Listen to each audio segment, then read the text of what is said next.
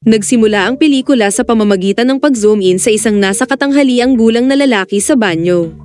Kinulayan niya ang kanyang buhok, inahit ang kanyang balbas, at inilabas ang kanyang brown na contact lens para makita ang natural na asul niyang mga mata. Nakakalat sa paligid ng tahanan ng ilang larawan niya at ng kanyang pamilya. Habang paikot-ikot siya sa bahay, ipinakita sa kamera ang walang buhay na mga katawan ng bawat miyembro ng kanyang pamilya. Makikita rin ang mga kagamitang duguan sa lababo sa kusina. Walang imik na lumabas ng bahay ang lalaki at nagmaneho ng sasakyan. Naputol ang eksena sa police department kung saan pinag-uusapan ng mga detective ang ilang kaso ng pagpatay. Ang pangunahing sospek ay ang stepfather, isang lalaking nagngangalang Grady Edwards, at siya ay kaagad naglalaho pagkatapos isakatuparan ng malagim na krimen. Sa pagsisiyasat ng pulisya, sinasabing may isa pang pamilya ang pinaslang sa kaparehong paraan nitong nakalipas na panahon. Naniniwala sila na si Grady ay isang serial killer na tina-target ang mga babaeng single mom o diborsyado at may mga pamilya. Siya ay tuso at hindi nag-iiwan ng anumang pahiwatig kung sino talaga siya. Wala siyang credit card kaya nagbabayad siya palagi sa pamamagitan ng cash, at wala din siyang driver's license kaya nahihirapan ang mga pulis mahuli siya. Ang lalaki kanina ay nasa grocery store at nakasalubong niya doon ang isang single mom. Makukulit ang mga anak nito kaya sinuway sila ng lalaki sa mabuting paraan na nag-udyok sa single mom para mahulog ang loob niya sa lalaki ng mabilisan. Ang pangalan ng single mom ay Susan Harding at ang lalaki ay nagbahagi tungkol sa kung paano nasawi ang kanyang pamilya sa isang aksidente sa sasakyan noong nakaraang taon. Si Susan, na isang ina na kamakailan lang nakipagdiborsyo, ay malinaw na naaakit sa lalaki. Pagdating sa parking lot, ipinakilala ng lalaki ang kanyang sarili bilang si David Harris at ginamit ang kanyang kaakit-akit na personalidad para maakit agad si Susan. Si Susan, na desperado sa pag-ibig, ay inimbita si David sa isang pizza party kasama ang kanyang mga anak. Siyempre, pumayag si David. Fast forward sa 6 na buwan, ang panganay na anak ni Susan na si Michael ay umuwi mula sa military school para sa summer, kasama ang kanyang kasintahang si Kelly. Nalaman natin na sina David at Susan ay engaged na ngayon at nakatira kasama ang mga bata. Sina Michael at Kelly ay sinalubong ng isang surprise party ng buong pamilya. Magiliw na niyakap ni Susan ang kanyang anak at tuwang-tuwa ang lahat sa pag-uwi nito, at dito na rin niya nakilala ang kanyang magiging stepfather na si David. Malugod na binati ni David si Michael nang may maikling talumpati sa harap ng lahat, at tila ganoon din si Michael na na-appreciate ang ginawa ni David. Isa sa mga kapatid ni Susan na si Jackie ay nag-alok kay David ng pagkakataong magtrabaho sa kumpanya ng real estate na pinagtatrabahuan niya. Natuwa si Susan sa ideya at pumayag naman agad si David na tanggapin ang trabaho kahit na sa una ay nag-aalangan siya. Sa panahon ng party, nagpa siya si David na makipag-usap ng puso sa puso kay Michael.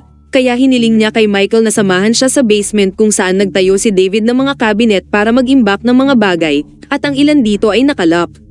Umaasa si David na kumonekta kay Michael sa ilang inumin. Alam niyang hindi nasasabik si Michael na bumalik sa military school. Kaya nagmungkahi siya ng alternatibo na sumali sa high school swimming club, nang sa ganun makakuha siya ng sports scholarship at tuluyang makapasok sa kolehiyo. Nang matapos ang party, nagpaalam na ang magkasintahan sa isa't isa habang nakatitig si David sa kanila mula sa malayo. Kinabukasan makikita si David sa eskwelahan na nakikipag-usap sa sports teacher at nagawa niyang makakuha ng pwesto para kay Michael sa swimming club. Malaking bagay ito para kay Michael at talagang nagpapasalamat siya kay David.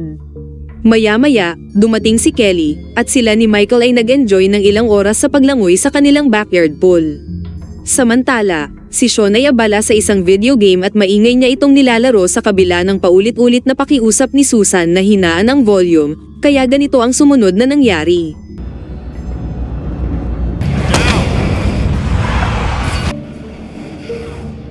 Iniisip din ni David na hindi magandang ideya na hayaan sina Michael at Kelly maging sobrang sweet sa kanilang edad, ngunit sinabi ni Susan sa kanya na huwag maging sobrang makaluma. Sa hapagkainan, napansin ni Susan na halatang malungkot si Sean at tinanong siya kung may problema ba siya, ngunit sinabi niya na pagod lang siya. Pagkatapos, tumunog ang doorbell at dumating pala ang dating asawa ni Susan na si Jay.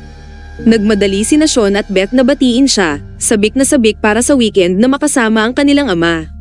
Gayunpaman, si Michael ay hindi gaanong masaya at hindi gustong gumugol ng oras sa kanilang ama.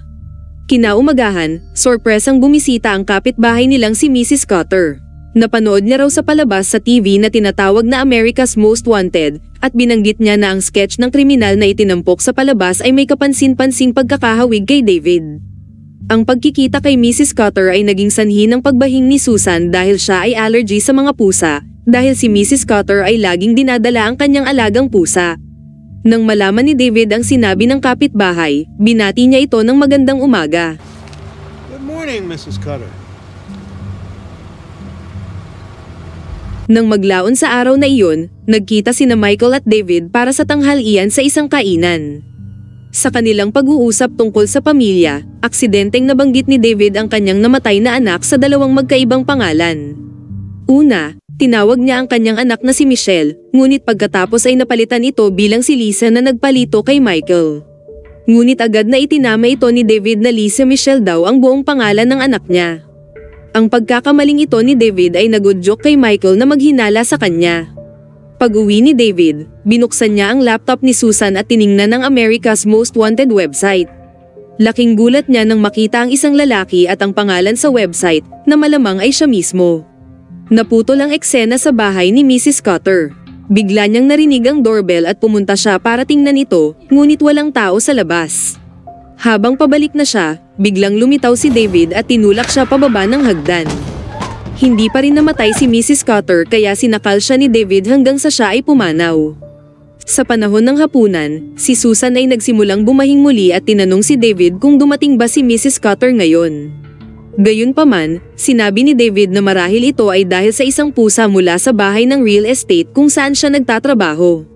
Maya-maya, dumating ang dating asawa ni Susan na si Jay kasama sina Sean at Beth, at galit na galit si Jay dahil ikinwento sa kanya ni Sean ang pangyayari kung saan sinakal daw ni David ang kanyang leeg noong nakaraang araw, at sumagot si David na gusto lang niyang magpakita sa kanya ng kaunting disiplina. Namagitan si Michael at nagawang pakalmahin si Jay, dinala siya sa labas para makipag-usap. Ibinalik niya ang telepono ng kanyang ama at naging mas maayos ang mga bagay sa pagitan nila nang ipaliwanag ni Jay sa kanya na si Susan lang ang iniwan niya at hindi ang kanyang mga anak. Sa oras na ito, sumisilip sa kanila si David sa bintana. Pagkatapos ay sinubukan ni David ayusin ang mga bagay kung saan humingi siya ng tawad kay Sean, ngunit si Susan ay naiinis pa rin sa kanya matapos malaman ang ginawa niya kay Sean.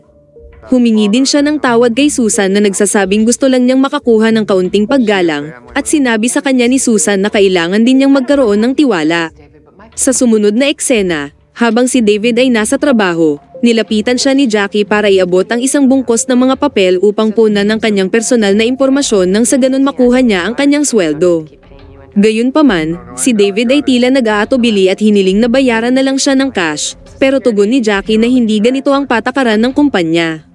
Pag-uwi niya, ipinagtapat niya kay Susan na hindi niya talaga gusto magtrabaho sa real estate at gustong huminto na. Nang maglaon ng gabi ring iyon, lumabas si Susan kasama si Jackie at isang kaibigan, habang sina Sean at Michael ay naglalaro ng video game sa silid. Pagkatapos, tumunog ang doorbell.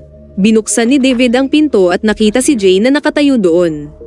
Dumating si Jay upang humingi ng tawad kay David, at gumugol ng ilang oras sa kanyang mga anak bago umalis para sa isang paglalakbay sa trabaho. Bago sila makapag-usap, nagring ang telepono ni David kaya sinagot niya ito. Si Susan ang tumawag para sabihin na pupunta si Jay ngayon upang magpaalam sa mga bata, ngunit sinabi ni David na hindi pa raw dumarating si Jay. Pagkatapos ng tawag sa telepono, isiniwalat ni Jay na gumawa siya ng background check kay David, at nalaman niya na si David ay nagsinungaling tungkol sa kolehiyo na inaangkin niyang pinag-aralan. Kakatwa, hindi na niya nakita si David, at pagkatapos ay bigla na lang, Sa kasamaang palad, ang komosyon ay hindi narinig ng dalawa dahil sa lakas ng volume ng nilalaro nila. Samantala, sa isang bar, ipinahayag ni Jackie ang kanyang pag-aalala kay Susan dahil hindi pa daw nito gaanong kilala si David. Gayunpaman medyo nadismaya si Susan sa pahayag niya at hiniling kay Jackie na maging suportado at masaya na lang para sa kanya. Binayaran ni David ang taxi driver at kinuha ang lahat ng gamit ni Jay. Pagkatapos ay kinaladkad niya si Jay pababa sa basement at gumamit ng duct tape para itali ang bibig at mga kamay ni Jay. Pagkatapos ay nilagyan niya ng plastic bag ang mukha ni Jay hanggang sa masuffocate siya. Sa oras na ito, sinubukan ni Michael na tawagan si Jay, ngunit agad na ibinaba ni David ang tawag. Napansin ni Michael na bukas ang pinto ng basement pero hindi na niya ito pinansin. Pagkatapos, nagpadala ng text si David kay Michael mula sa telepono ni Jay na humihingi ng paumanhin dahil hindi daw siya makakadalaw para formal na magpaalam sa kanila. Si Michael, sa paniniwalang wala nang malasakit ang kanilang ama sa kanila, ay hindi napigil ang lumuha.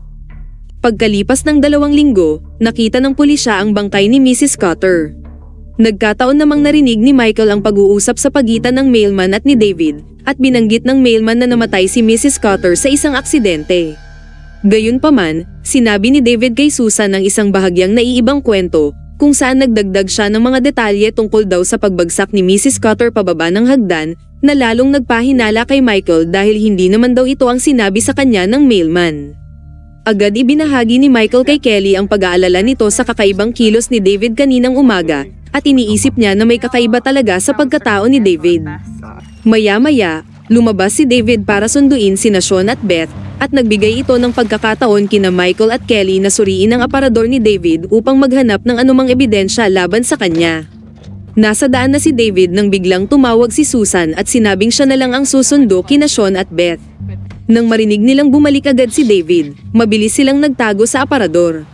Sa pag-uwi ni David, napansin niya ang kanilang mga bakas ng paa at hinanap sila sa bahay, ngunit wala sila kahit saan. Mabuti na lang at nakalusot agad ang dalawa nang hindi napapansin. Nang gabing iyon pagkatapos ng hapunan, pumasok si David sa silid ni Michael para makipag-usap. Sinabi niya kay Michael na gusto niyang maging tapat sila sa isa't isa. Mukhang nalaman ni David na sinilip ni na Michael at Kelly ang kanyang mga kagamitan. Habang lumalalim ang gabi, dahan-dahang bumaba si Michael sa hagdan at binuksan ang laptop ng kanyang ina, at doon niya natuklasan ang isang browsing history na nakalimutang i-delete ni David. Nang tingnan niya ang website, nagulat siya nang makita ang isang sketch ni Grady Edwards na mukhang medyo kahawig ni David. Kinabukasan, ipinakita ni Michael ang sketch ni Grady Edwards kay Kelly at sinabing medyo kamukha ito ni David, ngunit hindi pa rin siniseryoso ni Kelly ang mga hinala niya. Maya-maya nagpadala muli si David ng isa pang text kay Michael sa pamamagitan ng telepono ni Jay para hindi maghinala si Michael sa biglaang pagkawala niya. Ilang sandali lang ay natanggap niya ang voicemail ni Jackie na gusto raw pag-usapan ang tungkol sa pagkatao ni David. Pagkatapos nakatanggap siya ng tawag mula kay Michael. Narinig ni Michael ang ringtone mula sa loob ng vent at pumunta para tingnan ito, pero ang naabutan niya ay si David na nagpapakunwaring may kausap ito sa telepono nang sa ganon ay malihis ang suspetya ni Michael. Nang tanungin ni Michael kung nasaan ang susi ng basement, sinabi ni David na naiwala niya ang susi. Kalaunan palihim na kinunan ni Michael ng litrato si David sa kanyang telepono. Mamaya sa gabi pagkatapos na maligo ni Michael, nagulat siya nang makitang nakatayo na sa harapan niya si David. Kaswal na nagtanong si David tungkol sa mga plano ni Michael para sa gabi, at tugon ni Michael na gugugulin niya ang oras kasama si Kelly. Pagbalik niya sa kanyang silid, nakita niyang bahagyang nakabukas ang pinto. Mabilis niyang tiningnan ang kanyang telepono, at napagtanto niyang nabura na ang mga larawan ni David sa kanyang telepono. Pagkatapos ay tinalakay niya kay Kelly ang mga na-delete na larawan sa kanyang telepono, na sinasabing ayaw ni David na kunan siya ng litrato. Balik kay David, natuklasan niya ang email mula kay Jackie sa laptop ni Susan. Tinatalakay ang ideya ng pagkuha ng isang investigador upang siyasatin ang background ni David. Sinabi ni Jackie kay Susan na pupunta siya sa airport sa loob ng 20 minuto, at tinanggal kaagad ni David ang email. Habang naghahanda si Jackie para magtungo sa airport, napansin niyang nahulog ang payong sa pool, at pumunta upang kunin ito. Ngunit pagkatapos,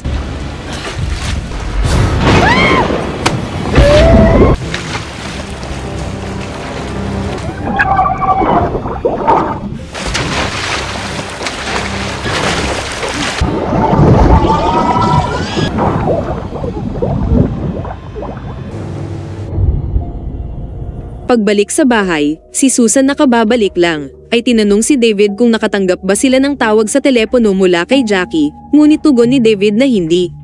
Maaaring pinaplano rin ni David patayin si Susan sa gabing ito, at binigyan niya si Susan ng tableta na nagpapahimbing ng tulog, at makikita rin ang mga kagamitan niya sa banyo.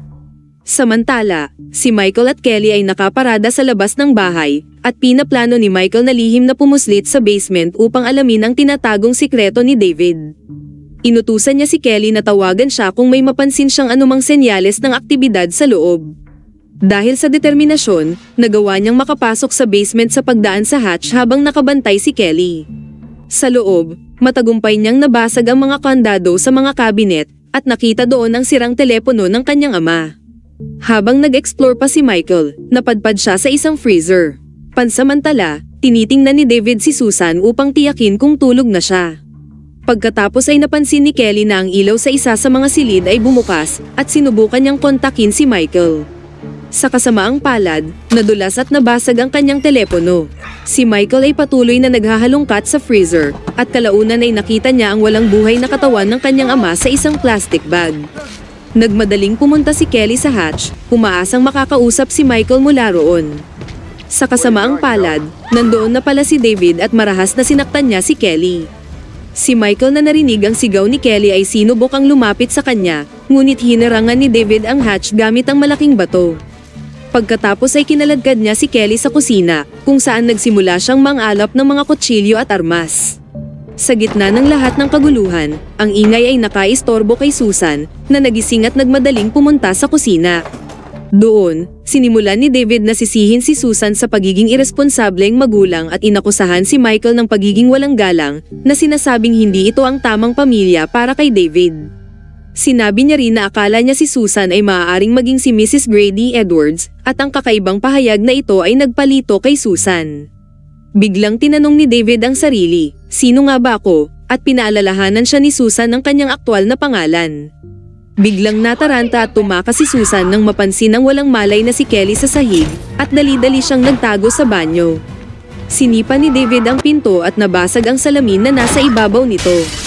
Kinuha ni Susan ang isang piraso ng sirang salamin, sabay sinaksak si David sa leeg at bumagsak ito sa sahig. Samantala nagawa ng makalabas ni Michael sa basement at nagmadaling tinulungan si Kelly, hanggang sa wakas nakasama na rin nila si Susan sa pasilyo. Ngunit ang kanilang panandalian kaginhawaan ay naudlot ng muling lumitaw si David at sinimulan silang habulin. Tinangka ni Michael isara ang pinto ng atap ngunit nabigo siya at nagawang sundan sila ni David. Mahina ang sahig ng atap, at sa panahon ng pakikibaka sa pagitan nina David at Michael, ang isang seksyon ng sahig ay bumigay dahilan para muntik nang mahulog si Michael. Sa pagkadesperado, sinubukan ni Kelly bantaan si David gamit ang isang electric saw, ngunit ang sahig sa ilalim nila ay bumigay din. Sa isang huling matinding showdown, naglunsad si Michael ng isang pag-atake laban kay David. Sa matinding komprontasyon ay napadpad sila sa bubungan, hanggang sa kalaunan ng kanilang pakikibaka ay humantong sa gilid ng bubong, na naging sanhi ng pagbagsak nilang dalawa sa lupa.